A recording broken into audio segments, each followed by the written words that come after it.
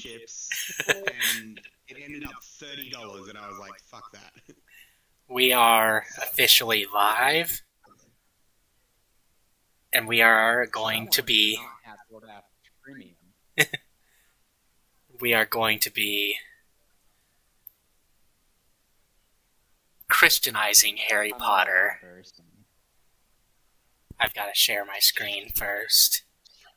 Hang on, don't take credit for this. You're reading the Christianizing of Harry Potter. Yeah, yes, I am reading the Christianization of Harry Potter.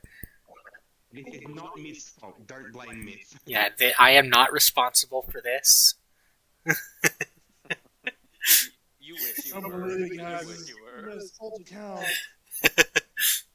Yes, my alt account is named Proud Housewife. No, I wasn't expecting it. Yes, Hogwarts School of Prayer and Miracles. Do you want your little ones to read books, and they want to read the Harry Potter books, but you do not want them to turn into witches? Well, this is the story for you. This story has all the adventures of JKR's books, but will not lead your children astray. For concerned mommies everywhere. Blessings, Grace Ann.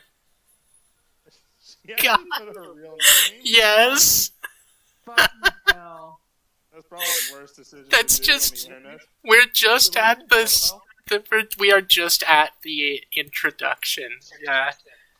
Yeah. Let's check out her profile. That's it. That's it. That's all she has on here. She has no bio. Yeah, we want to be able to track down her OnlyFans account. Oh no. Author's note. Hello, friends. My name is Grace Ann. I'm new to this whole fanfiction thing, but recently I've encountered a problem that I believe this is the solution to. My little ones have been asking to read the Harry Potter books, and of course I'm happy for them to be reading. But I don't want them turning into witches. Can we just pause here? What the fuck? Like, if I'm reading fucking Redwall, it doesn't mean I'm turning into a furry by fucking reading the damn book. Remember, turn it into what I was reading. I'd read a lot. Like, I'd be reading Lord of the Rings even more than I already read. Also, I kind of brushed over it. But it has more reviews than it has words.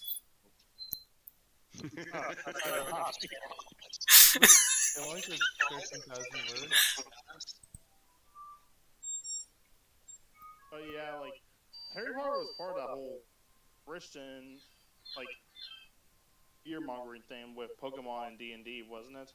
Mm-hmm. Yeah. It was basically more of the death twitching of the original Satanist scare that was going on in the 80s when a couple people got murdered and mutilated, and then it kind of snowballed over into people fear-mongering about D&D and Harry Potter. Yeah. I thought it was because of daycare centers. Despite all that, fucking Harry Potter, like, it's a very Christian work because, like, they've been Christianized. They're celebrating, like, Halloween. They're not calling it, like, Samhain or anything. They're calling it fucking Halloween. They're celebrating Christmas. And they call it Christmas. Yeah, exactly. Like, not like these cringe-ass modern Harry Potter fics where it's like, they're doing the pagan holidays. It's all the... I think they even have Easter. I'm not sure. But it's fucking hilarious. They have Saint Valentine's Day. Exactly. Yeah, you know, it's called Saint Mungos, not Mungos. Yes. I don't know if you meant to do this speech, but every time you speak, your little cat girl keeps popping up from the water. Like, every time you stop talking, you're just pushing her back down. Oh yeah. Yeah, that's what animated profile pictures do. Yeah. Get back down in the water. Okay, returning. Get back down there. So I thought, why not make some slight changes so these books are family friendly? And then I thought, why not share this with all the other mommies who are facing the same problem? So, ta-da! Here it is. I am so excited to share this with all of you. So without further ado... God. That was just the author's note. Yes, you know that mothers always go to fanfiction.net to read of new stories. Once upon a time, there was a little boy named Harry Potter who lived under the stairs in a house on Privet Drive with his aunt and uncle. He was a good, obedient boy who did all his chores, but he felt that there was something missing in his life. Something big and special, but he could not quite name it. He stayed up every night. Oh, God. I can't help it. It was said it perfectly. It really was. Oh, I can't name it. Oh, wait, it's his mom and dad because they're dead. He stayed up every night and wished for this special something. But then one day, there was a knock at his door, and everything changed. "Answer the door, Harry," his Aunt Petunia, a career woman, barked from her armchair where she sat with her feet up. She had short, curly blonde hair and never wore any makeup. Uncle Vernon nodded sheepishly from the kitchen and put a tray of moist, chocolatey brownies in the oven. What? I think this is supposed to be a fanfic as well. Oh, God. Yes, also, if the fucking big and special thing has anything to do with the priest, I'm going to fucking die. A young, innocent, naive Harry Potter who needed something big and special in his house. God. And then Father McSacratory comes into the door. I am the only one here that knows what happens because I listened through on a reading of this. You guys are gonna love it. Shouldn't you be doing that? Harry thought. But he was a very obedient young boy, so he answered the door right away. He turned the brass metal doorknob and pulled open the heavy wooden door. On the porch was standing a huge, muscular man with a big, manly beard. It was clear immediately that he was a Jehovah's Witness. Oh, I know what she's doing. The role reversal with the Dursleys to show that they're bad people.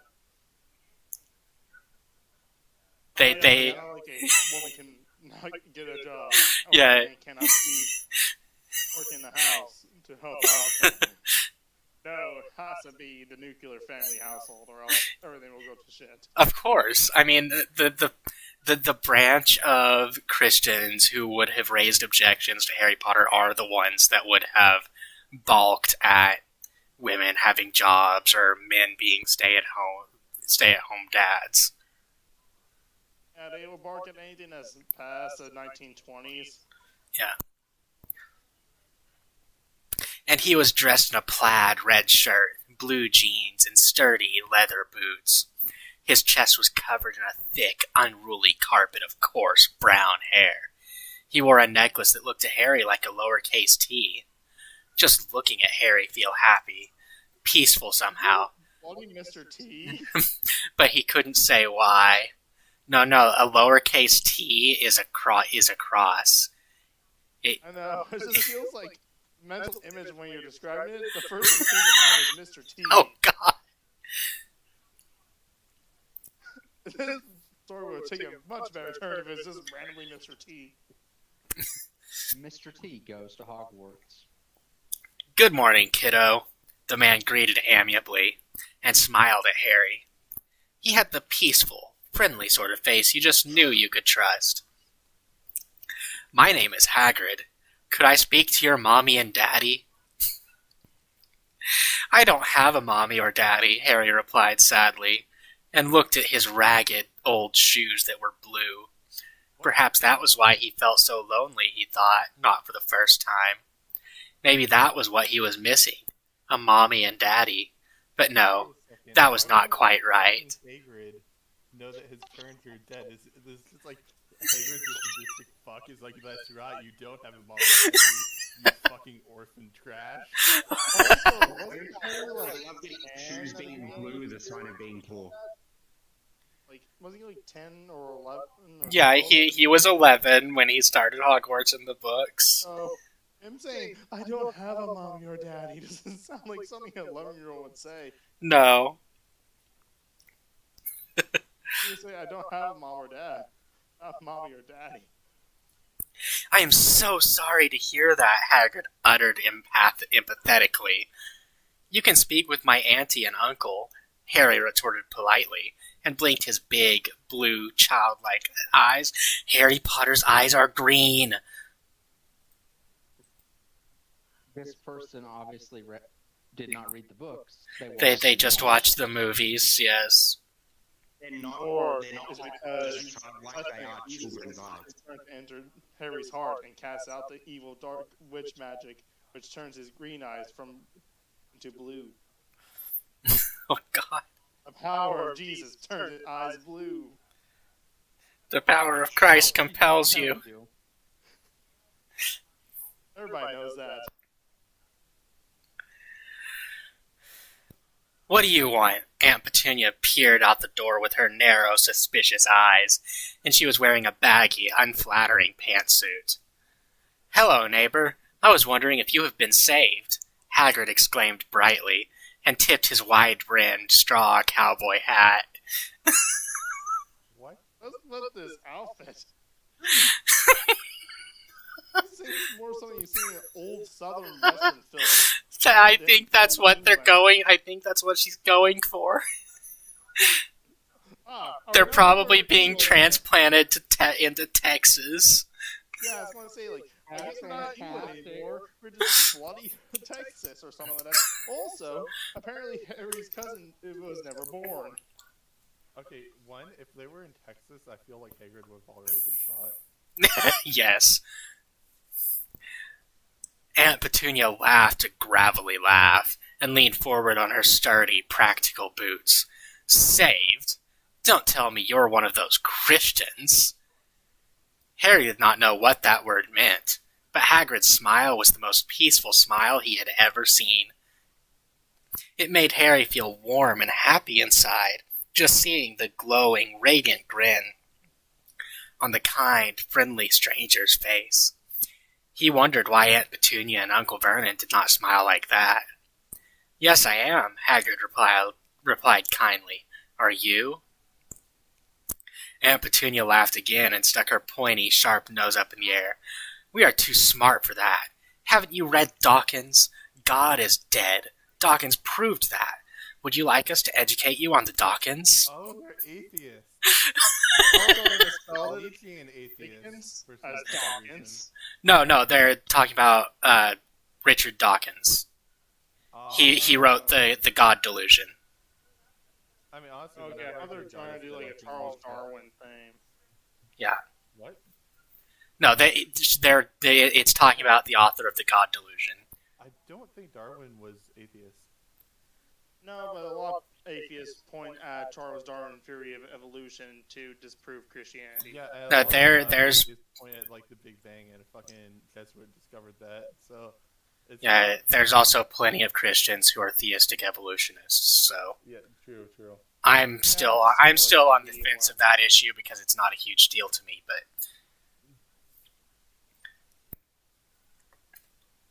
What is a Christian? Harry queried innocently, and scuffed his shoe on the shaggy yellow carpet which had not been vacuumed in quite some time.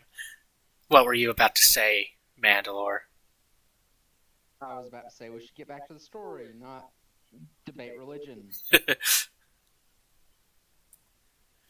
Christians are people who want to be good, Hagrid explained wisely, and crouched down so he was on eye level with Harry. We want to go to heaven after we die. Do you know what heaven is, Harry? That's not what a Christian is. Yeah, That's not what a Christian is. Optimistic view of Christianity. That's not what a Christian is. You are not a Christian because you want to be good. Or because you want to go to heaven. I'm moving on. I'm not going to get into that here. Harry shook his head and his big eyes were wide and curious. Heaven is a beautiful place where we can be with God. Aunt Petunia smacked her hands over Harry's young ears, and her voice was sickly sweet when she said, Thank you very much for your concern, sir, but he does not need your religion. He has science and socialism and birthdays. Wait, what? What? So is this woman telling us that she does not let her children celebrate their birthdays? Wait, is the reason that Dudley doesn't exist because atheists don't have kids for whatever fucking reason? Oh God. Or is it They because afford it, the things Dudley. that Christians don't celebrate birthdays? Yeah. Does she not celebrate Christmas because Christmas is Jesus' birthday? I mean, that would be the logical conclusion.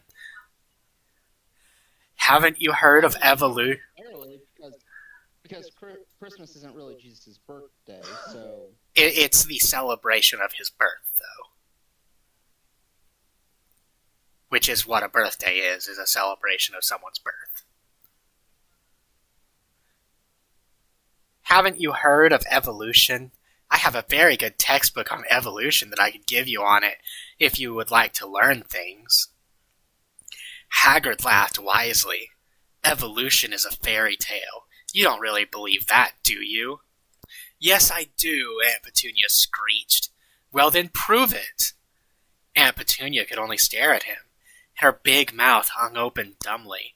Here she thought she was so educated, and always demanded that Christians prove what they believed in, but she couldn't even prove her own religion. It was then that Harry knew who the smart one here was. Oh, God, no. No. This is not... For a second while I go get my laundry into the dryer and then fucking shut my head inside as well, because... Holy fuck. This is not... This is fantastic. This is not how... This is reminding me of our atheism. This is the... This is the Christian equivalent of r/atheism. This is hilarious. My God, this is bad. I am ashamed to share a religion with this person. Isn't this so accurate, though? You No. So accurate. I'm still of the mindset that this was intentional crack. I still think this is intentional crack. Yeah, a lot of reviews say like this is an awesome parody, and you have to go through a bunch of kill yourself comments. Tell me how to get to this heaven place, Harry cried wistfully, clasping his hands together. Sometimes the wisdom of little ones is really amazing. We think we grown-ups know it all, but then God speaks through the mouths of little ones and shows us how we are all mortals struggling along the path of life. Humility. Did she spell that right? Humility? Yeah. Yeah. Okay, I just felt like it wasn't spelled right for some reason. All you have to do is be saved. Do you want to be saved? I do, Harry squealed, jumping up and down. Then pray the sinner's prayer. Aunt Petunia tried to stop him, but she was powerless against Harry's pure, innocent, holy energy. Soon Harry had said the prayer. Hagrid beamed happily.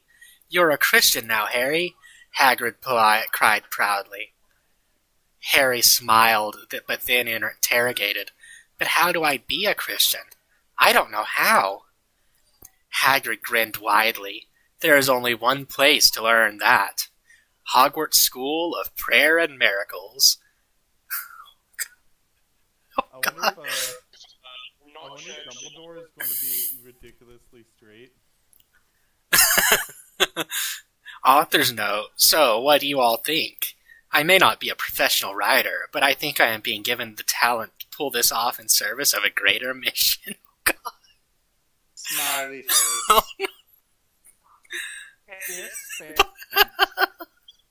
Fantastic. Chapter 2, New Horizons. Author's note. Hello, friends. I have been getting so many lovely, thankful messages from mommies everywhere. God. And I just want to say Thank you all for your encouragement. However, I have also been getting several messages saying that my story is bad because Harry Potter is not just about witches. It is also about friendship and kindness and bravery. Friends, this is exactly what I have been saying. Harry Potter has many good things about it, but it still has witchcraft, so my children cannot read it. But that is why I am writing this, so they can have all the adventures and good morals of the Harry Potter books, without all that bad stuff that is bogging it down. I mean, Matthew 3:12, am I right? So without further ado, on to Chapter 2. This is very much a troll because no one would say, I mean, Matthew 3:12, am I right? But those poor fucking kids. Let's see Matthew 3:12. His winnowing fork is in his hand, and he will clear his threshing floor, and gather his wheat into the barn, but the chaff he will burn with unquenchable fire. Yeah, I don't feel like having matches. Yeah, that does not... No. Google random Bible verse and then just post in there. I think so. Also, I bet you $5 her kids actually read Harry Potter in her school and never told their mom. I mean, the quickest way to get a child to do something is to tell them they can't. So... Cigar whiskey. Hogwarts School of Prayer and Miracles? Harry queried and clasped his hands. Just at hearing that name, he felt such a sense of inner peace. He wanted to have more of that peace, and he wanted to learn how to be a good Christian. He was starting to think that peace and being a good Christian were in fact the exact same thing. I want to go there. Hagrid beamed widely. He had been praying so hard to save a soul today, and he was so happy to have saved the soul of such a sweet, earnest little one. The poor boy, being raised by two parents who were not Christian, and who both went to work and left him with a babysitter all day long. It was a good thing Hagrid had got here in time. 5 years down the road, Harry might have been a fornicating, drug-addicted evolutionist. I wonder how different the story would come out if Harry's aunt came out and says, "Oh, we're not Christian, but we are Jewish."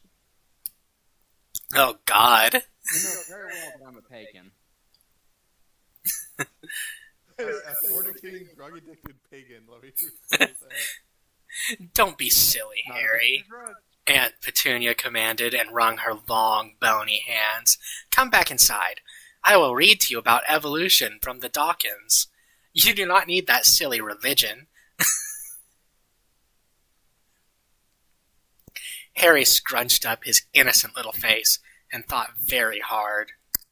Aunt Petunia and Uncle Vernon were as close to parents as he had, and this was the only home he knew. Could he really leave? But he was saved now. He had prayed the sinner's prayer. He could not stay here, not anymore, not with what he knew now. Suddenly, he knew what he had to do. No, Aunt Petunia, he uttered calmly with childlike wisdom. Evolution is not real, and I am going to Hogwarts. Fucking hell. No, no, Harry, Aunt Petunia screeched desperately. I have an idea. You can have a second birthday today. You like birthdays, right? Birthdays are not of God, Harry verbalized knowingly, and looked at his aunt with an innocent wisdom. You tried to corrupt me, but it did not work. But I forgive you, Aunt Petunia, because of Luke 23:34. So Harry just learned about Christianity, but yeah, he's already quoting Bible verses. Let's show people what Luke 23:34. Then Jesus said, "Father, forgive them; they know not what they do." Can we just say, this is obviously a troll. They divided his garments by casting lots. Imagine for a fucking second that this is not a troll. What kind of poor life? Like, honestly, it's like almost it's so fucked. Like not having birthdays for your kid. Yeah, if this was legitimate, I had the ability, I would report this person for child abuse. Absolutely. I'm not even a super like, religious person. guys. I've never met a religious person that says, "Oh, no birthdays." That's because it's ridiculous. Also, Mad, what were you saying? Nothing. No, what were you about to say? I don't know. You forgot? It happens. I'm We on all half a know gun. this happens. And Don't worry. I've got Hagrid was amazed once again at the wisdom of little ones. He did not know if he could forgive someone who had hurt him as much as this woman had hurt little Harry. Deny him the truth? Who could be so cruel? But Harry did not even think twice about it. He forgave, just like that. Truly, Hagrid gained a new understanding of Matthew 19:14 that day. We're going to be looking up a lot of This reminds me of like fucking. Jesus said, "Let the little children come to me, and do not hinder them, for the kingdom of heaven belongs to such as these." I swear, this reminds me of like Naruto fics that randomly toss in crossover shit that's offhandedly mentioned. You know, it's like, oh yeah, the Kunoichi, Urza Scarlet of Konoha, yeah, she totally exists. You know, like that kind of shit. It's the exact same slapdash writing, but with Bible verses instead of bitches. "Do not leave, Harry," Dudley wailed childishly. So Dudley does exist. He just was not important enough in the first chapter. He also wasn't important enough to try to convert. Nope. Like Hagrid's like, oh, I saved one soul today. I don't need to do. That's enough for me. I've met my quota. "I must," Harry said, and stepped over the threshold. "Goodbye, Dursleys. I hope you are saved too one day." And with that, he and Hagrid began to walk down Private Drive. And at that point, Harry's aunt called the cops and said, "A big man is kidnapping my kid." "How will we get to this school, Hagrid?" Harry queried curiously. "We will pray," Hagrid retorted knowledgeably. Yeah, like that feels misspelled to me. Also, I called an Uber. "How do we do that?" Harry solicited inquisitively. Dear God. There is no D in knowledgeably, by the way. Yeah, I had a feeling it was misspelled. "Watch," Hagrid said, and then got down on his knees on the road. He motioned for Harry to get down on his knees, too. Hagrid raised his hands to the heavens and cried out in a deep, thunderous voice, "Dear Lord, take us to Hogwarts." So, is God just been demoted Scotty from Star Trek? Yes. God, beam us to Hogwarts! Beam us up, Gotti.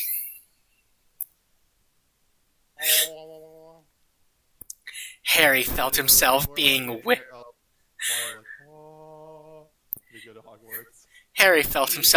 whisked away, and in a moment he was sitting in the cool, damp grass outside a humongous, beautiful castle. He looked in awe at the tall towers and the grey stones. What a beautiful place! A tall, thin man with a long, pointed beard and big wire spectacles stood in front of Harry. He was wearing a brown tweed suit and a nice matching hat. His shoes were made of leather and polished until they shone. He had a smile much like Hagrid's smile. So peaceful, Harry just knew he could trust him. A lovely, kindly young woman with flowing blonde hair and a pleasant heart-shaped face stood beside this holy man. "Hello there, little one," the man greeted amicably. "I am the Reverend Albus Dumbledore, and this is my wife, Minerva. Welcome to Hogwarts School of Prayer and Miracles."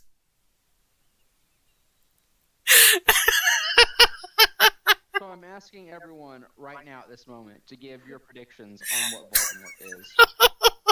He's probably the priest that touches children. He's Jewish. A Muslim? No, Peach, he can't be a Jew. He has no nose.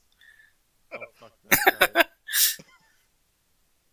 That's Might changed not- to give him the biggest might nose not in be able to existence. post this on YouTube anymore. Voldemort, the Muslim suicide bomber? I'm not monetized, so YouTube doesn't care what I post yet. Vold a la Mart. Voldemort is Voldemort. Voldemort's the one priest that Voldemort touches children. Dinner Voldemort. time. I doubt this person would allow anything negative about Christianity, so they can't have any of that. Yes, because Voldemort is a secret atheist who likes to touch children. Author's note. Hello, friends. I have struggled a lot about whether or not to keep going with this story, but with a lot of praying, my husband and I have decided it is the right thing to do. We want our little ones to have good Christian literature to read. And in this modern world, sometimes that can be hard to come by. So I will just have to make do. By the way, Smurf, your analysis that it's as though it was written by Bubble Boy's mom is spot on. Also, This is grounds for divorce. let me just point out, I was right. She made Dumbledore straight. Yes, married to a blonde McGonagall. Yes, that too. Blonde, young McGonagall. A young blonde McGonagall. So at least they got part of the Holy Reverend package correct. Pleased to meet you, Reverend Dumbledore, Harry replied enthusiastically, and got to his feet. This sure is a beautiful place you have here. The Reverend beamed. Why, thank you, little one. His voice had a distinctive southern twang to it that made Harry feel so safe and welcome. He knew in that moment that the Reverend was a man of God. That you heard it here, guys. In order to be a man of God, you need to have a southern twang. And definitely don't be British. Yes, being British is evil. That's what Voldemort is, a British pagan. This poor little one was being raised in a terrible situation, Hagrid declared concernedly. He was watched by a babysitter every second of the day. His aunt saw him as part of her perfect life package, like the big house, the fancy career, the speedy car. Dumbledore shook his head sadly. Too bad no one told her. Parenting should be about the children, not the parents. That is why it is called parenting. Where did Hagrid pull all this information? It's being pulled from God, didn't you know? Like, God told him. That's a terrible thing to say for adopted parents. Hagrid nodded wisely. Dumbledore turned to Harry and announced authoritatively, "Now you can start your classes tomorrow morning. Today you can get settled into your dormitory. But first, why don't you eat dinner with my family and me?" "Really?" Harry gasped excitedly. "I've never had a family dinner before." What? Weren't they just eating breakfast or something? No, Petunia was sitting in a chair with her feet propped up. It could also just be like you just eat in separate places. Yeah. "Why don't you come with us, then?" Dumbledore cried kindly, and then got down on his knees. Everyone else did the same. Raising his large, massive, manly hands up to the heavens, Dumbledore bellowed in a voice even louder than Hagrid's had been, "Lord, please take us to the kitchen." And God said, "Get there yourself, you lazy fox." Suddenly, they all found themselves in a tasteful, decorated kitchen. "Wow!" Harry shouted in awe. He was still getting used to the power of prayer. Sometimes we take the wonderful things the Lord gives us for granted, and it takes a newcomer to the fold for us to understand just how blessed we are. That was amazing! Hagrid smiled knowingly. God is an amazing guy. He sure is. The Reverend's wife chuckled before getting down to her knees and raising her own hands upwards. Dear Lord, please set the table with the sky blue cloth and the Sunday dishes, and please give us biscuits fried golden brown, and gravy, creamy mashed potatoes, my great Aunt Eleanor's corn casserole, corn on the cob, slathered with butter, and for dessert, some chocolate raspberry cookies. Okay, do you also want me to file your taxes? Wow. yeah, sure, Big G, do that as well. Also, if you could fucking do this, why say Aunt Eleanor's corn casserole? Does that mean fucking Aunt Eleanor was an apostate? Yes. God do all the fucking cooking? Yes. Like, her fucking corn casserole was simply good. I love the fact that basically they can have God just take them wherever they need to be and set up their lives. Just saying, God, please do this for me. This is not how prayer works. Are you sure? Wait, Myth, you don't have, like, your table isn't magically set whenever you pray? Like, fuck? Also, you don't go to work by saying, God, take me to work, and you just magically fly there. Imagine for a second, okay, that this actually worked in, okay, so this obviously works in the stories world. Why the fuck would anyone be atheist? Right? Yeah. That sounds like pretty damn cool. Like, oh God, please set my table, clean my house, and make sure that I have a hot wife. Sweet. Man, God, I have this, like, itch on anyone. No. Yeah, seeing all of this, if this was legit, would convert the most devout atheist.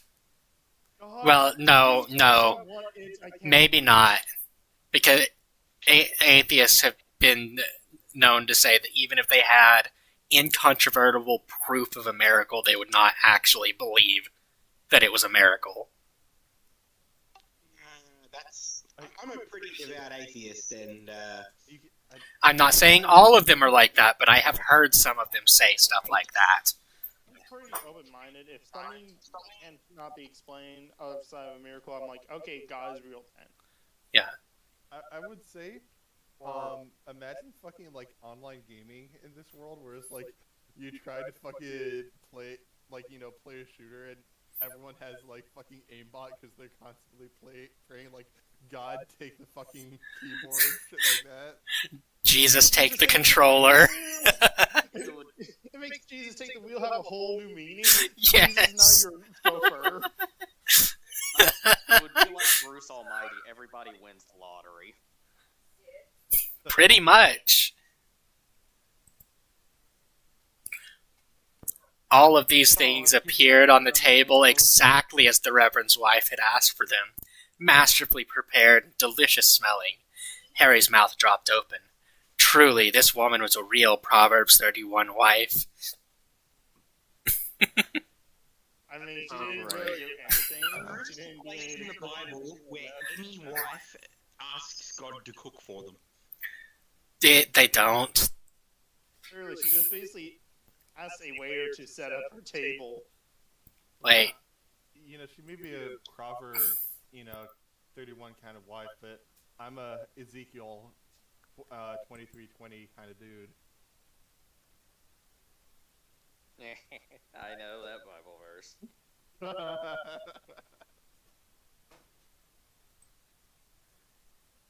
For those of us that don't, Okay. The rest of the Bible is an inside joke. It's on my screen, and I'm about to paste it into the fun house. Let me also send Ezekiel 23:20.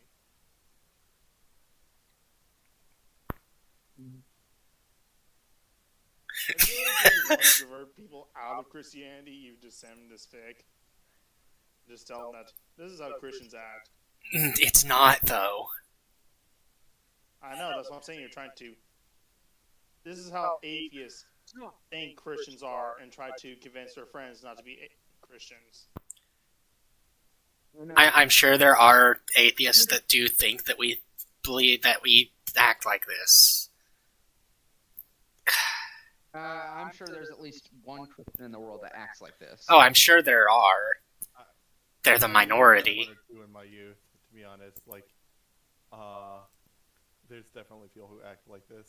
Although they don't actually have God setting their table and shit. Yeah. But like their kids, no fucking life. Like their kids are all miserable, depressed, like repressed kids as well. That's why the meme of a preacher's kid exists. Yeah, there's a reason why as soon as they get to college, they do all the crazy shit. Yeah, exactly. Because like they're fucking like they have no life, so they act out. Yeah. Hermione, the Reverend summoned loudly. Dinner time! Immediately, and with cheerful obedience, an 11-year-old girl in a pretty pink dress with a matching bow came running down the stairs. She ran over to her father and gave him the winning smile that daughters have. What? Hermione is now Dumbledore and McGonagall's daughter. Okay. Yeah. Hermione's actual parents in the book, I guess. I mean, this means that Dumbledore's name is actually Dumbledore Granger. Welcome home, Daddy, she smiled and then turned to his wife. Can I help at all with dinner, Mommy? It is all prepared, thanks be to God, her mother retorted gracefully. Hermione nodded knowingly. Okay, can we just say, the internet has truly ruined me, because I really hate seeing any, like, child girl calling her parent daddy. Thank you, internet. Return a simple word into something else. It's not only the internet's fault. No, but it's an apt scapegoat. Yes. Hermione, I would like you to meet Harry Potter, our newest student at Hogwarts School of Prayer and Miracles. Dumbledore introduced magnanimously. Harry, I would like you to meet Hermione Granger, my beloved daughter. Don't you fucking touch her. But, you kept the name? Then you're still Dumbledore. Gah! Also, you can just say, like, Dumbledore then pointed to the closet at the side of the kitchen. There's the Elder Wand, my name for my shotgun. Yeah, he just slowly leans towards Harry's face and whispers, "Don't you ever fucking my daughter." Remember, children, always wait till marriage. Or else Daddy's going to shove this shotgun up somewhere that's not meant to be. Pleased to meet you, Hermione responded sweetly with an shy grin. Harry could barely respond. This was the most beautiful young woman he had ever come across, so different from all the girls in public school, who were focused on trying to be like the career women they saw on The Sex and the City. This little one was the picture of innocence and godliness. Now, Dumbledore pronounced genially, let's eat. As the holy men, women, and little ones dug into the delicious manna the Lord had granted them, the conversation amongst the adults turned to darker topics. Harry listened intently, and he did not understand it, but he was very interested. Dark days are coming, Hagrid pronounced gravely around a mouthful of casserole. Evil forces are coming into this world, and the little ones at Hogwarts may be our last resort.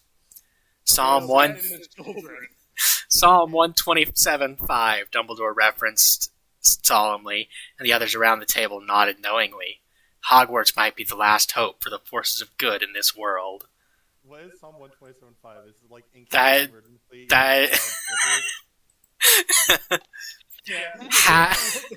Happy is the man that hath his quiver full of them. They shall not be ashamed, but they shall speak with the enemies in the gate. So happy is the man that has his quiver full of children. Yes. Yes, I'm eating kids into a fucking, like, horde of Death Eaters. Like, as they all go, like, God is great. Like, from the Helsing Ultimate. Like, where they just pull, like, bomb vests on. No, this is, I'm curious what the context here is. Oh my god, it actually is talking about children.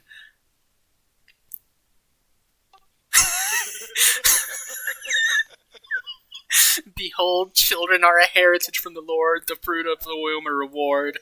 Like arrows in the hands of a warrior are the children of one's youth. Blessed is the man who fills his quiver with them. He shall not be put to shame when he speaks with his enemies in the gate.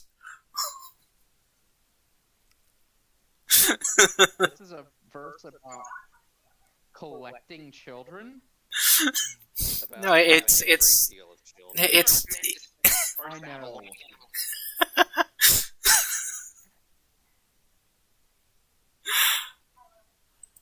Remember, guys, collecting children is not okay. dear God. This is Dumbledore's plan for the children. This is what happens when you take verses out of context, people. You resort to child soul to making child soldiers. Dude, I need this fic, but the Mormon version. It's Why would like Well, it's that's what ridiculously Voldemort- racist.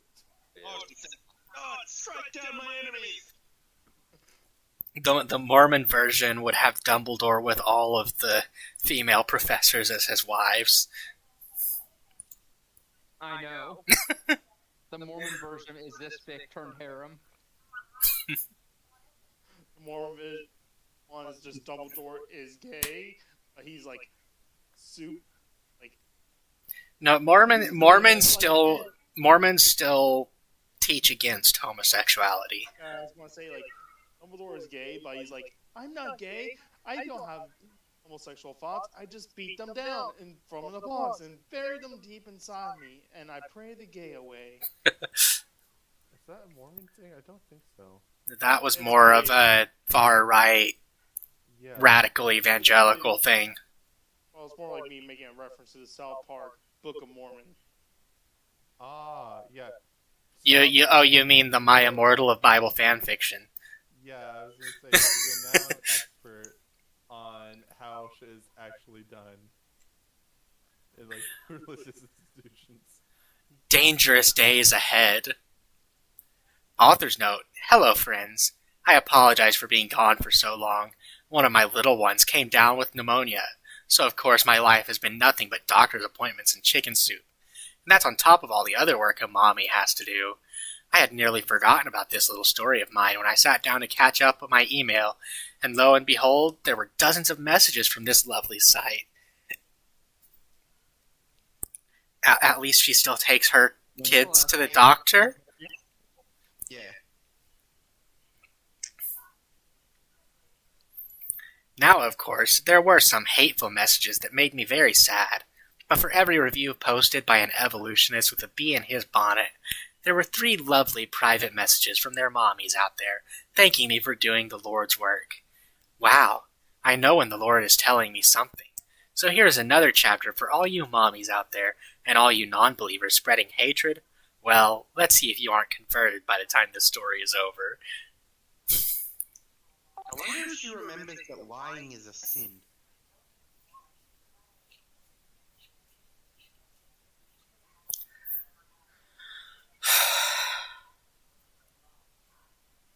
What do you think she's lying about? That she got 3 messages from private messages from other mummies for every bad review she got. I mean, look how many reviews there are. This story is insanely popular. Look how many follows and favorites it's got.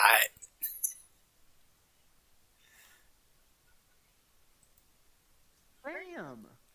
Have we looked at the reviews to see how many are positive? No, we have not. I have read some, and they're not very they're either saying that this is a great parody, or some of them say, like, go kill yourself. Yeah. I am not joking. I think, like, the first 3, there's one that says, go kill yourself. Yes, and I think it's from a guest review that named itself But gay as fuck. there's another one that Yeah. says to do that, and The it's go not kill good. yourself. When the delicious, filling dinner had ended, Harry wiped some last tasty cookie crumbs from the sides of his mouth. He was very full and very tired. Discovering the truth, being saved, and coming to Hogwarts, it had certainly been a long day for this little one. "You look like you could use a good night's sleep," the Reverend's wife commented daintily. "How would you like to move into your dormitory?" "I would love to," Harry cried cheerfully. He was so excited to become a student here, and he was so grateful for the opportunities the Lord had given him. Sometimes people who have done without are the most grateful. "Hermione, why don't you show our newest student to the dormitory?" Dumbledore suggested wisely. "I'd love to, Daddy," Hermione replied obediently with an innocent, girlish smile, and got to her feet and smoothed out the skirt of her becoming pink frock. "Should I clean the kitchen first?" "I can take care of that tonight," the Reverend's wife answered indulgently, and she was already beginning to clear the elegant porcelain dishes. Oh my God, she's actually doing work and not asking God to do it for her? That's surprising. I figured they were just going to go like, "God, can you do the dishes?" He just comes in, "Oh, God damn it." And he goes like, No. "Oh, me, damn it." "Thank you, Mommy," Hermione shouted gratefully, and she walked over to Harry. "Would you please come with me?" Harry blushed shyly and got to his feet. His aunt had never taught him how to talk to pretty girls. She always said that pretty girls were shallow and not very smart, and that a real woman put her career first and didn't care about her looks. But it only took one look at this godly young girl to realize just how wrong that was. A woman taking pride in her appearance is honoring the Lord, because after all, it is the Lord who gave her a pretty face and nice hair. Taking care of that is important. Harry got the feeling that Hermione was as beautiful on the inside as she was on the outside. The two little ones stepped out into the brisk, chilly night, and for a few minutes they were both silent. Harry did not think it was possible for this sweet, demure girl to be as nervous as he was. But going by the silence, perhaps she was a little nervous herself. After a few minutes, Hermione welcomed shyly. "Welcome to Hogwarts. It is a wonderful place, and we really are so glad to have you here." Subtext, "Please save me." Subtext, "My dad is crazy." "This is a cult. Get me out of here." "They're going to make us drink Kool-Aid next month. I don't want to die." Harry's face reddened as they crossed an expansive flowery field. They were going in the direction of a cluster of imposing, stone, academic-looking buildings. "Thank you," he muttered happily. "It is beautiful, and it feels very holy." Wait, wasn't it a castle? Wasn't it a castle still? But now it's a cluster of buildings? Well, to be fair, they did teleport to the kitchen, so we don't even know they're in the same part of the world anymore. True. Also, for all we know, God may have restructured the building for them while they're eating. That too. It's like Dumbledore sent out a secret prayer. "By the way, please make this into a proper school." And God's like, "Oh, damn it." Puts our hat and just goes out. Hilarious if the castle was actually Hogwarts School of Witchcraft and Wizardry. That would be great. "It is," Hermione commented enthusiastically, and her chocolate-colored, carefully curled tresses were bouncing along with her steps. "My father is a very godly man, and to spread the word of the Lord is his greatest dream." That sounds so rehearsed. "Truly, that is a noble dream." Says that Harry with just dead, blank eyes. Yeah, just no inflection in her voice at all. Just a monotone. "My father is a very godly man, and to spread the word of the Lord is his greatest dream." Like practice smile. Immediately makes me think of that TFS line. Or it'd just be like that one scene from The Shining where like the twins are.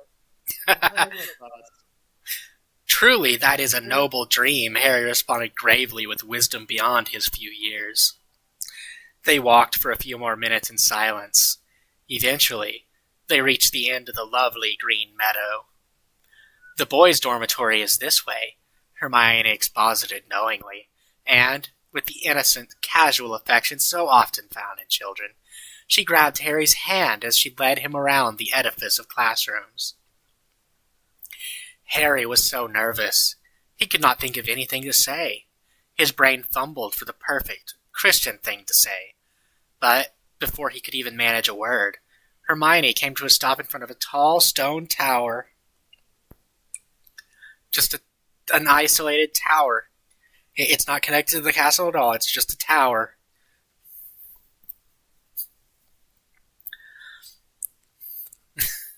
Okay. This is the boys' dormitory, the devout young woman explained kindly, and she gestured to the heavy oak door beside them. I would show you inside, but I would hate to cause a scandal. I understand, Harry declared graciously. Too many young men these days pressure young women into things undesired and forbidden. They're 11. Because they come off like 11, 5, 14 kind of, you know.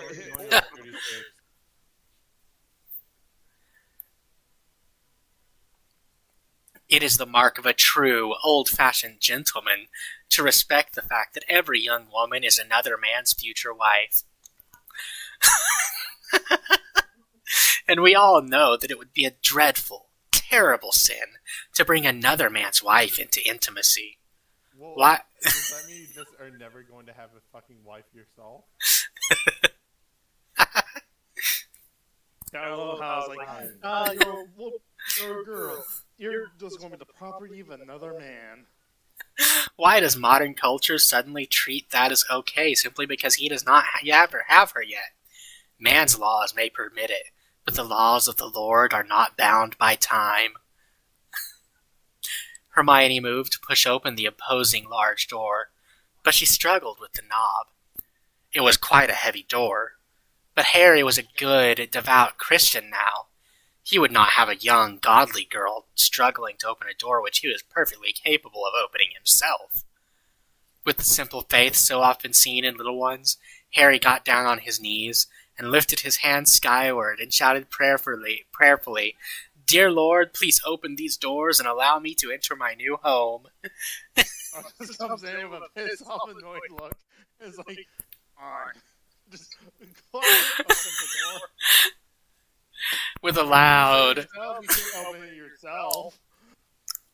with a loud, thunderous boom that echoed throughout the expansive, beautiful campus, the doors crashed open. Harry stood up piously as Hermione's jaw dropped. Now she knew for certain that this was truly a man of the Lord. And You stand piously. you do it like only he can.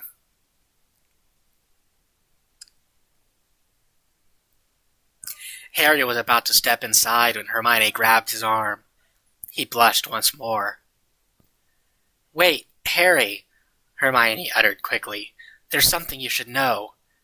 Get out while you can. This is a cult." "What is it?" Harry queried questioningly. "My father says that dark times are coming," Hermione spoke worriedly. "There is a man named Voldemort who wants to destroy all that we stand for. He is pushing an agenda in Congress which will stop us from practicing our faith freely." So Voldemort is a politician. Also, apparently he's going In against Congress? He's going against the Declaration of Independence, because it seems like this No, is not the Declaration of Independence, it's the Constitution. It's the Bill of Rights. Oh, yeah.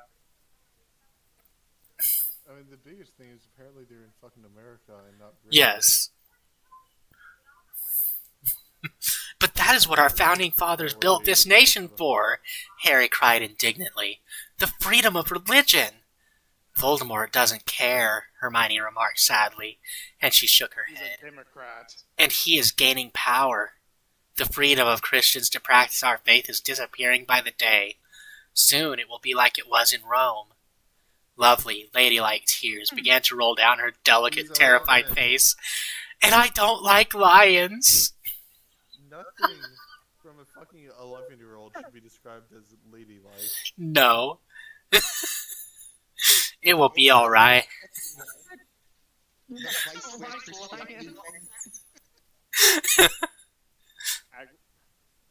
Dumbledore just beats her every time until she starts acting like she's fucking 16. It will be all right, Harry reassured manfully. We will just need to pray really, really hard. That's why we're here, after all. You're so brave, Hermione pronounced admiringly, and she wiped the tears from her eyes.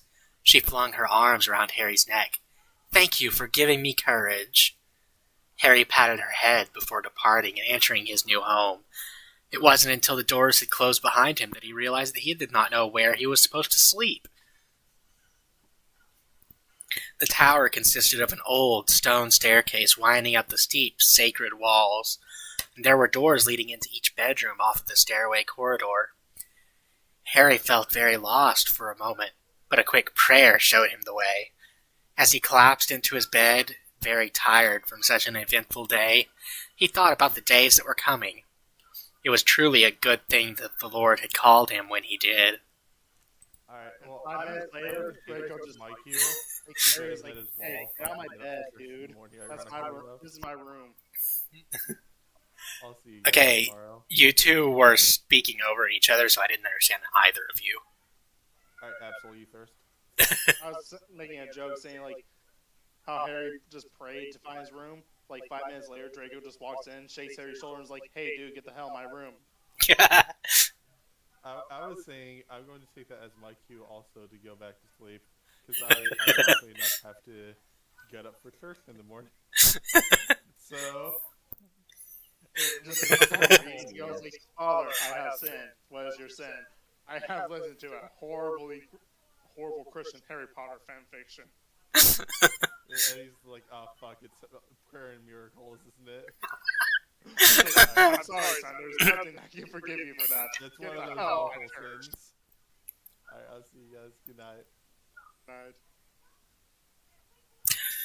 Later. Author's note. Hello, friends. I am very sorry if this chapter is a bit shorter than usual, because just as soon as one sick little one gets better, wouldn't you know it, another one starts running a fever. Whew.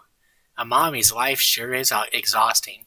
I wasn't planning on posting another chapter until things had settled down, but the hubby says the work of the Lord doesn't wait for the whims of men, so you can thank Ephesians 5:22 through 24 for the speedy update. Oh, and on that note, some of you lovely readers have requested me to write down the Bible verses after each chapter. Well, far be it from me to not spread the word of the Lord. But let's see what exactly Ephesians has to say about... Oh, I was going to say we should compare and contrast, see if she actually chose as the right Bible verse. Wives, submit to your own husbands as to the Lord. For the husband is the head of the wife, even as Christ is the head of the church, his body, and is himself is its Savior. Now as the church submits to Christ, so also wives should submit in everything to their husbands. That quote has not aged well at all.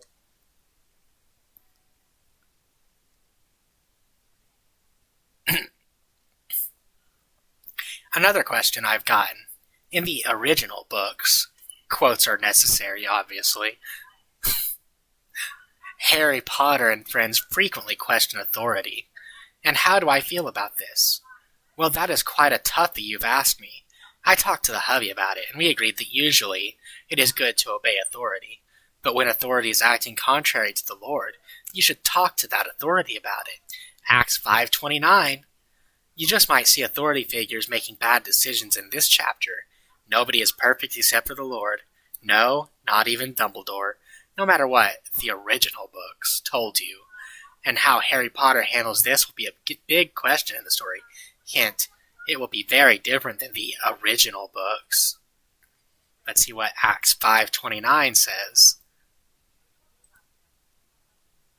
Then Peter and the other apostles answered and said, we ought to obey God rather than men.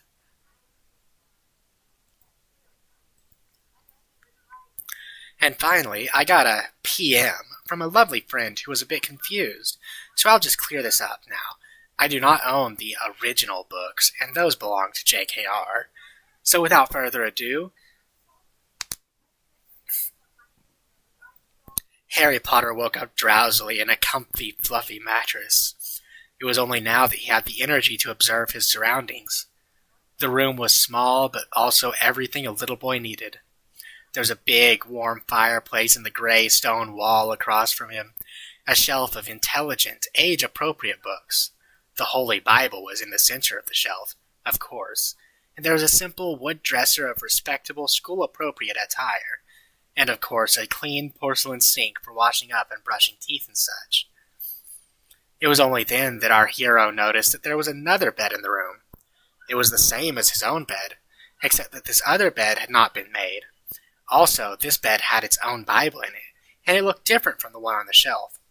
But where was this new roommate of his? Harry looked behind him to see a small, pallid young boy with shockingly bright red hair, kneeling with seeming piety as he prayed to a small statue. At this shocking sight, Harry felt a horror. But he quickly composed himself and declared bravely, "Hello, friend. My name is Harry Potter, and I take it that we are roommates. What's your name?" "Ronald Weasley," the other boy responded friendly. And he reached out a hand to shake. "Welcome to Hogwarts. I am a Christian, too." You gotta love how Ron is still kneeling while he's offering his hand. Also, it would have been way funnier if Ron was like, "Welcome to Hogwarts. I'm Buddhist. I don't know why I'm here."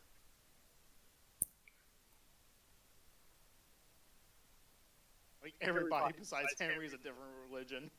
I'm just wondering why they're here at Christian school. You reckon Draco's gonna be a Jew or something? It's like, you did that by my family. "Really?" Harry exclaimed delightedly, and clasped his hands together. "This is joyous news!" Ronald smiled deviously, and Harry remembered that he had just seen this boy praying to a statue, and he wondered why that would be. But he was new to this whole Christianity thing, and maybe that was okay. Still, it didn't feel quite right. He bravely resolved to would bring it up with Dumbledore.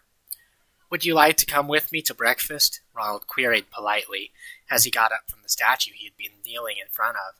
"They have delicious food here in the Great Hall." "Would I ever?" Harry cried delightedly, and he bolted out of bed and brushed his teeth and washed his face. This little one certainly had a healthy appetite.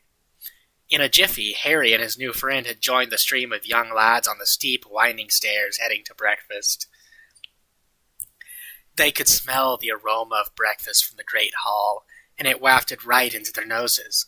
Before they knew it, they were all sitting in the great hall. "Come, sit with me and my family," Ronald offered eagerly, and he motioned frantically toward a table packed full of people with hair just as red as his. Come on, I can't wait for them to see that I have made a new friend." Harry followed Ronald with the obedience of one who does not have many friends in a new situation.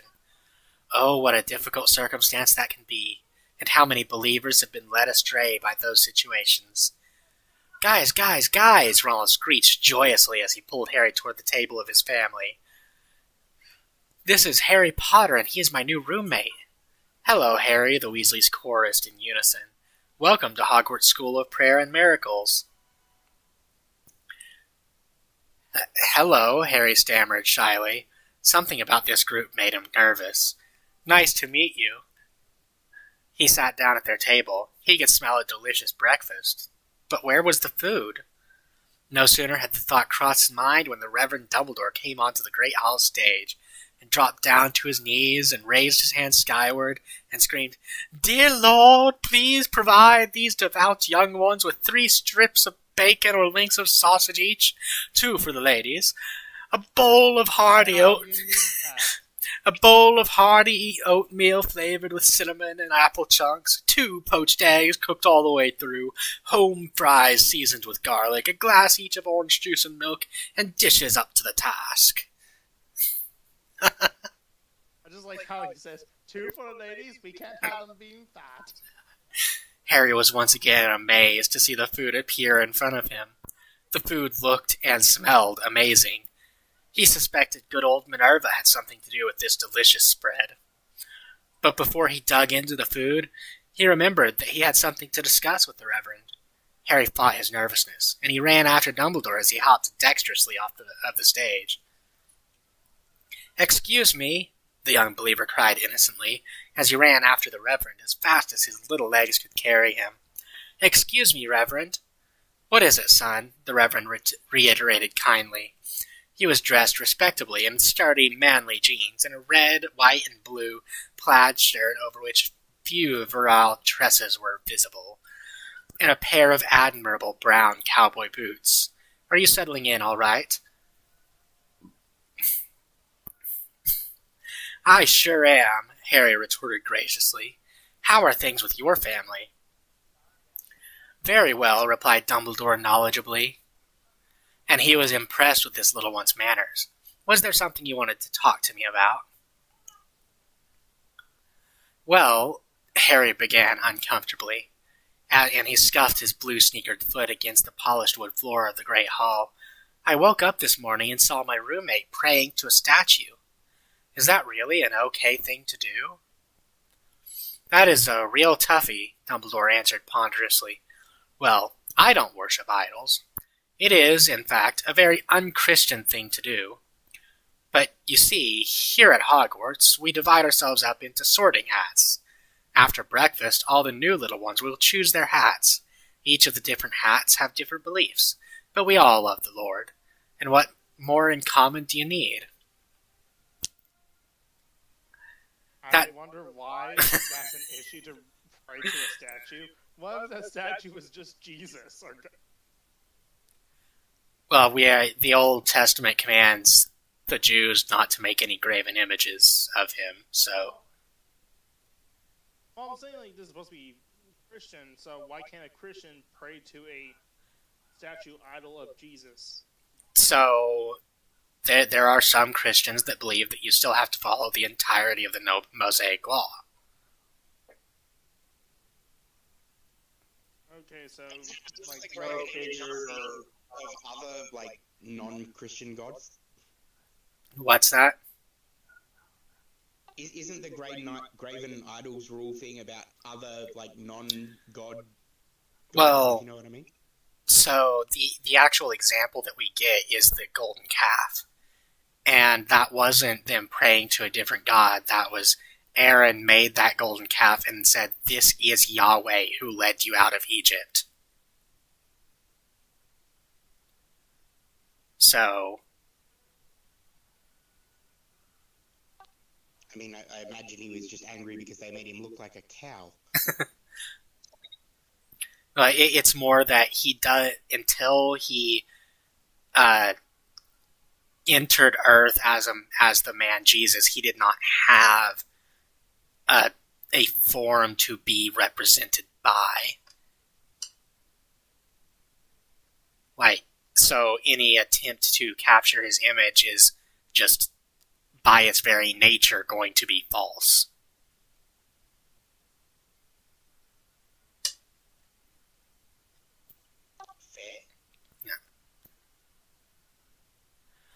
That does sound true, Harry pondered sensitively. But is it really? It seems that, if we all really love the Lord, we don't need to divide ourselves. Are the divisions between the different hats really so significant as to merit dividing Christianity? What are these divisions? Well, they are somewhat significant. For instance, I am a Gryffindor hat. We believe everything in the Bible, and only the Bible. That red-headed roommate of yours is a Slytherin hat. And Slytherins worship statues? Harry queried innocently. The Reverend nodded gravely. Then how are they Christian? Harry questioned skeptically. What about Exodus 20, 4-6? That's a 10 Commandment. Yeah, this is the passage that we were. You shall not make for yourself an image in the form of anything in the heaven above, or on the earth beneath, or in the waters below. Also, you gotta love how, even in the Christian version of Harry Potter, Ron is still getting shit on. Yeah, even in the Christian rewrite, there is Ron bashing. I was never going to get away from Ron bashing. Well, they have different commandments. They love the Lord, and that is all we need. Dumbledore explained well-meaningly. I skipped the dialogue tag. But do they really love the Lord? Harry posited timidly. If they do, then why do they worship statues? Dark days are coming, Dumbledore replied earnestly. We need to be inclusive. If there were only Gryffindor hats at Hogwarts, then there would not be many people left. I see, Harry conceded, uncertainly, as he walked back to Ronald's overcrowded table. He was getting nervous about this hat business, but he supposed he did have to trust Dumbledore.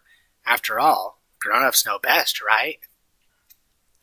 And then there's the verses.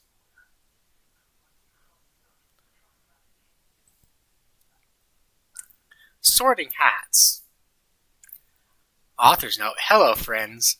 I apologize to people whose private messages I haven't been able to reply to, but things are awful busy here in Fort Parsons. Just revealed where she lives. Or lived, I don't know if... No way to know if she still lives there. And a mommy's work is never done. Many thanks to those lovely friends who have asked me about the little ones. It looks like the second sickie did not have a pneumonia after all. It was just the flu. It was a rough few days, but now all the little Parsonses are in tip-top shape. Phew.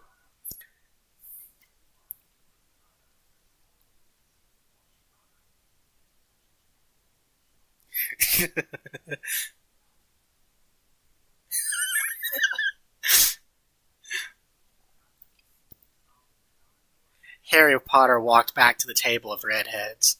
It was only now that he noticed that they were all wearing black and green baseball caps with snakes on them. Tentatively, Harry sat down next to Ronald, who was not wearing a hat, since he, like Harry, was new. Yes, the sorting hats are baseball caps. Christian school have hats based on snakes. What? Well, you know, like, snakes are usually representative, like, in like, the Bible and that, like, for example, in the Garden of Eden thing, like, snakes are usually bad iconography, if you know what I mean. Not always.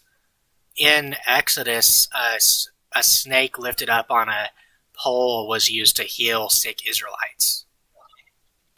Okay.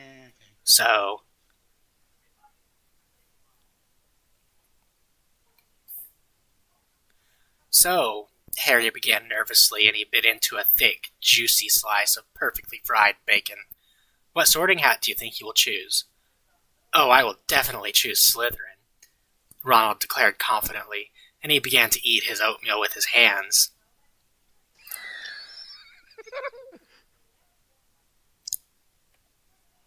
Excuse me?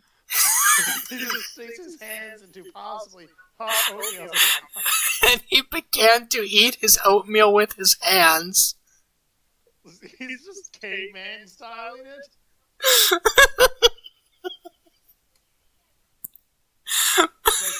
The Slytherins. They eat only with their hands. It's not that we didn't give them utensils, it's just they choose not to use them. Okay then.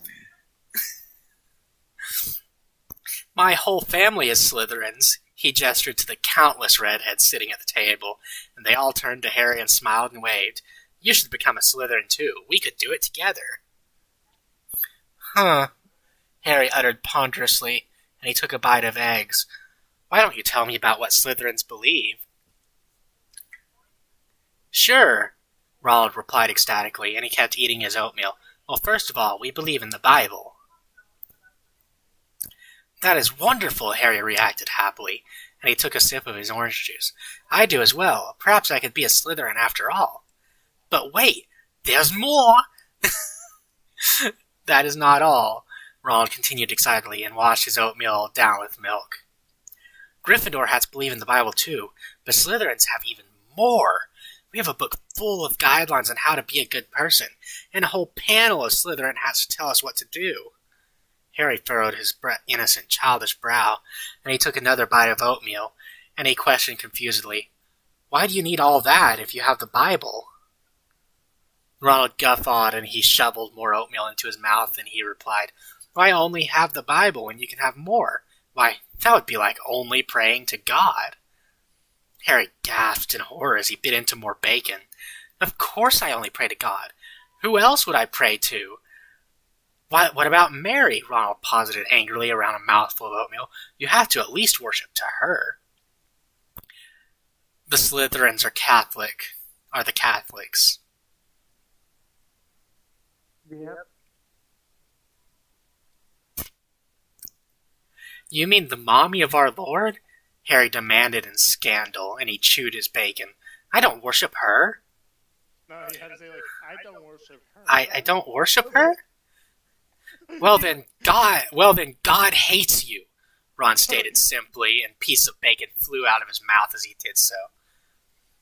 Harry was tentative, since he was new to this whole Christianity thing, but he did not think God would hate him for not worshipping his mommy. On the contrary, he had a hunch that God wanted people to only worship him. Don't listen to him, commented a drowsy voice self-righteously from behind Harry. Harry turned around and he saw a girl about his own age. Her pale yellow hair was tied into braids, and she wore a tie-dye shirt and faded jeans and flowers in her hair. Peace signs and donkey patches were sewn all over her clothes. You can even ask hippies. You should not become a Slytherin hat, the girl continued confidently, and she was eating what looked like it was supposed to be bacon, but it did not smell or taste like bacon. And she's vegan. It missed that smoky, meaty taste that bacon is supposed to have. Instead, it tasted like vegetables blended together and dyed red. Yuck. Harry would take real bacon over that any day of the week. They are far too strict. Harry hummed skeptically. He was not sure about this whole Slytherin business, but the word strict was not what came to mind. She's probably a Hufflepuff. You should become a Hufflepuff hat, the girl instructed arrogantly, and continued to nibble at her breakfast. That's what I'm going to do. What do Hufflepuff hats believe in? Harry pondered aloud, and he took a bite of his real bacon. Oh, how he wanted to find the true hat.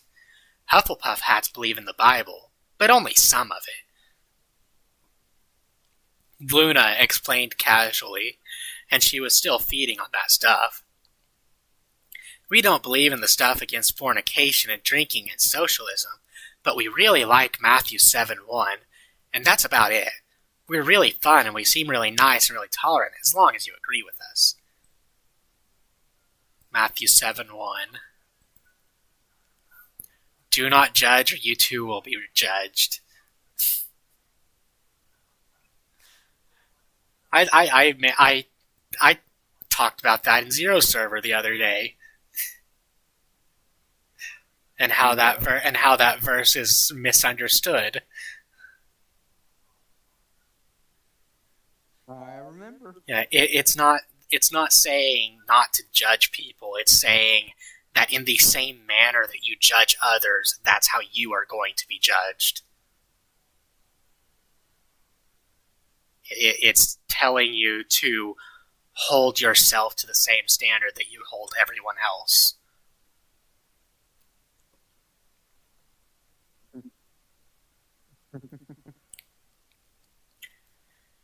That was when a derisive laugh echoed through the cafeteria. A smug-looking young man, about Harry's age, with slicked back hair, even paler blonde than Luna's, and wearing a sweater vest and khakis, strolled languidly down between the rows of tables.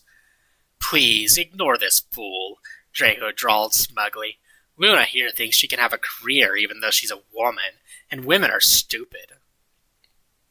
Draco. Also, does that mean Ravenclaw are full sexist since he's not part of Apparently, Draco is clearly going to be a Ravenclaw. Ron moved from Gryffindor to Slytherin, Luna moved from Ravenclaw to Hufflepuff, Draco moved from Slytherin to Ravenclaw. I wonder who's gonna move from Hufflepuff to Gryffindor. It literally is like musical chairs. Also, it's gonna be Neville. Neville is a Gryffindor, though, in canon.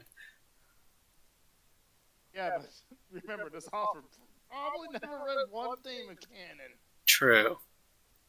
Harry gaped at this horrible person. What a mean thing to say. Women shouldn't not have careers because women are stupid, Harry shouted indignantly. Women are not stupid at all. Women should not have careers because women are nurturing and loving and their gifts serve them best in the home. Draco gasped tentatively. You are diluting the truth. Women are beneath men. No, I'm not, Harry fired back bravely. You are twisting the truth so you can be mean with it. Women are not beneath men. Men or women are just different. I mean, that's still terrible to say, Henry. No, it's not. It's the truth. Men and women are very much different. Well, yeah, they are different, but I meant like in the contents of what he's saying. I mean, women, their natural gifts are better suited tending the home. That's just a fact. Sure, they can go out and find success in the world, and it's good and when they do, but that's not what their gifts are geared towards. Maybe. I just haven't been in many relationships I've probably done. I don't know what I'm saying. Yeah. Luna smiled at him gratefully. Draco was clearly fumbling for ground here. There is not much ground to stand on when you are being hateful, but he finally came up with, well, at least I don't eat with Slytherin hats. I hate Slytherins. Ronald began to cry into his oatmeal. I don't hate Slytherin hats, Harry declared boldly. I think they should become Gryffindor hats, but that is because I love them. Besides, the Lord ate with sinners all the time. Thank you, Harry, Ronald whispered tearfully. Well, you should just become a Ravenclaw hat like me, Draco sputtered blusteringly. We really are the best hat. I think you mean we really are the most hateful hat, Harry corrected cleverly. And then he jumped up onto the table, and he got down on his knees, and he raised his hands to the ceiling of the great hall, and he bellowed, Dear Lord, I have made my decision. I am a Gryffindor hat. He just transforms into a hat. He doesn't wear a hat. He just becomes the hat.